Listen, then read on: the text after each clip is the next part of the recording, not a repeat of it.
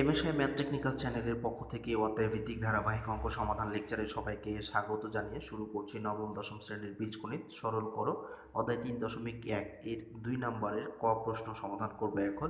তো আশা করি তোমরা সম্পূর্ণ লেকচারটি দেখবে। যদিও সরল মনে করা হয় খুব সহজ, কিন্তু আসলে ততটা সহজ নয়।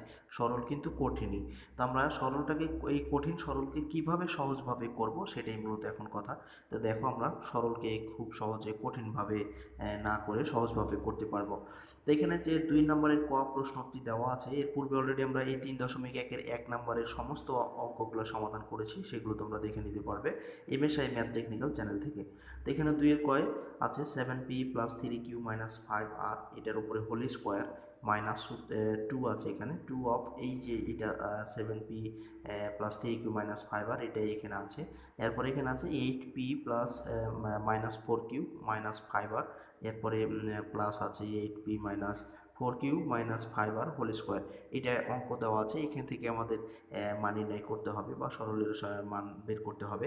তো আমরা দেখতে পাচ্ছি, যদি আমরা এটাকে এ ধরে নেই এবং এটাকে আমরা বি ধরে নেই, তাহলে দেখতে পাচ্ছি এটা এ স্কোয়ার মাইনাস 2a, এটা এ, আর এটাকে আমরা বি ধরেছিলাম, তাহলে 2ab প্লাস বি স্কোয়ার। তাহলে আমাদের একটা সূত্র চলে আসছে। তো সেই জন্যই আমরা এখন এটাকে এ ধরে নেব আর এটাকে কি করব, বি ধরে নেব। ধরে নেওয়ার পরে আমরা দেখো আমাদের একটি সূত্রে চলে আসবে, খুব সহজে আমরা এটা নির্ণয় করতে পারবো। তো ওটাই আমরা এখানে করলাম যে মনে করি 7p plus 3q minus 5r, এটা সমান আমরা এটা এ ধরে নিলাম। আর এখানে 8p minus 4q minus 5r, এটা সমান আমরা ধরে নিলাম বি। তো এখন যদি আমরা প্রদত্ত রাশিটা দাঁড় করাই, তাহলে এটা a স্কোয়ার হবে, এটা মাইনাস হবে 2ab হবে প্লাস বি স্কোয়ার হবে। তো এখন আমরা এই কাজটা করব। তো এখানে দেখতে পাচ্ছি যে প্রদত্ত রাশি তাহলে কি হচ্ছে, এটা যেহেতু আমরা ধরেছিলাম এ, তাই এখানে স্কোয়ার আছে, তাই এ স্কোয়ার মাইনাস আছে মাইনাস 2a2, আর এখানে এ এটা ধরেছি এ, এটা ধরেছি বি, তো 2ab, আর প্লাস এটা ধরেছি আমরা বি, এর উপরে স্কোয়ার আছে, তাই এটা কি হলো বি স্কোয়ার। তো এখন দেখো এখানে A square minus 2ab plus B square, অর্থাৎ এ মাইনাস বি হোল স্কোয়ারের যে সূত্রটি আমরা পড়েছিলাম, ঠিক এখানে এরকম একটা আকৃতি চলে আসছে। তো এখন আমরা এইটা সমান লিখতে পারবো এ মাইনাস বি হোল স্কোয়ার। তো আমরা এখন এটা লিখবো, লিখে মান বসিয়ে দিব, তাহলে আমাদের হয়ে যাবে। তো আমরা এখানে এটা সমান লিখতে পারবো এ মাইনাস বি হোল স্কোয়ার, এটা লিখলাম এ মাইনাস বি হোল স্কোয়ার। এ সমান ধরেছিলাম 7p plus 3q minus 5r, এখন এর জায়গাতে আমরা এটা বসিয়ে দিলাম, অর্থাৎ 7p plus 3q minus 5r, এটা আমরা এর মান আমরা বসালাম, এ মাইনাস আছে আমরা এই মাইনাস দিলাম। এবার বি এর মানটা বসাবো, তো এখানে আমাদের বি এর মান আছে 8p minus 4q minus 5r। তো আমরা এখানে যেহেতু আমাদের মাইনাস আছে, তাই 8pটা আমাদের মাইনাস হয়ে গেছে, প্লাস মাইনাসে মাইনাস, আর মাইনাসে মাইনাসে প্লাস 4q, আবার প্লাস মাইনাসে মাইনাসে প্লাস 5r। আমরা এই বি এর মানটা কী করলাম, এই বি এর মানটা এই এই যে মান আমরা ধরেছিলাম, এটা এখানে বসিয়ে দিলাম, দেওয়ার পরে স্কোয়ার করলাম।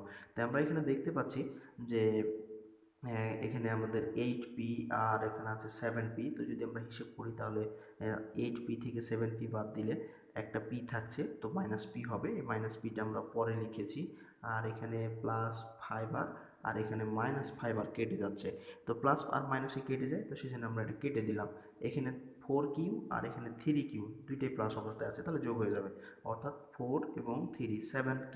তো এখানে 7q, 8p থেকে 7p বাদ দিলে মাইনাস p, এর উপরে আবার কি আছে, স্কোয়ার আছে, সেজন্য আমরা এটাকে স্কোয়ার করে দিয়েছি। তো দেখো এখানে আবার কিন্তু একটা সূত্র হয়ে গেছে, অর্থাৎ 7q মাইনাস পি। যদি আমরা এটাকে এ ধরি, তাহলে এ মাইনাস, আর এটাকে বি ধরি, তাহলে এ মাইনাস বি হোল স্কোয়ার। তো এখন আমরা এই সূত্রটি আবার প্রয়োগ করে দেবো এখানে, অর্থাৎ এ মাইনাস বি হোল স্কোয়ারের যে সূত্র, এই সূত্রটি আমরা এখন প্রয়োগ করে দেবো। তো এখানে আমরা সূত্রটি প্রয়োগ করে দিলাম, অর্থাৎ এটাই ধরেছে এটা বি, তাহলে A square minus 2ab plus B square.